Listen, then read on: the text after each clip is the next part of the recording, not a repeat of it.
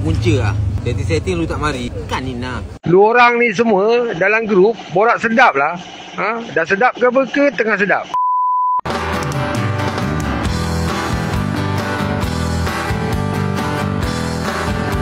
Apa ni Bang Black? Tak rentap lah ini malam. Ramai ni.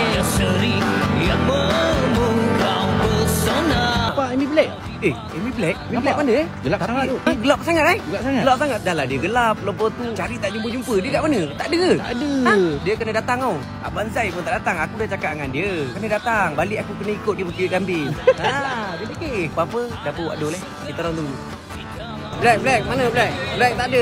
Black, kena gari ke apa Black? Alamak Black. Come on lah Black. Petik nyala. Bukan petik terbakar Black. Black. Ada tak? Black. Tak ada bang.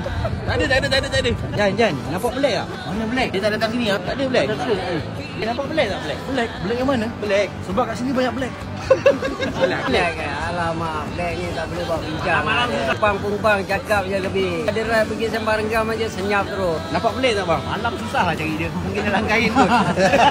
Dia nampak Black? Aku keluar daripada toilet pun aku tengok dia tak ada. Tak tahu mana. Puas aku pusing cari tak ada. Tak ada Tak ada.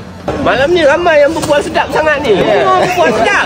Lu pengaruh Black punya pasal ni. Dia tak ada dengan kita sekali kena buih. Kuat buih lah Black. Borak sedap tau. Black, kau borak sedap Black. Abang Black, borak jangan sedap sangat Black, lu borak sedap. Alamak. Abang Black, kalau takut jangan ikut.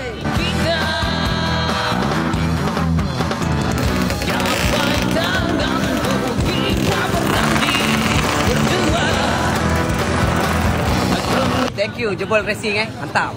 Support dapur Wak Dol.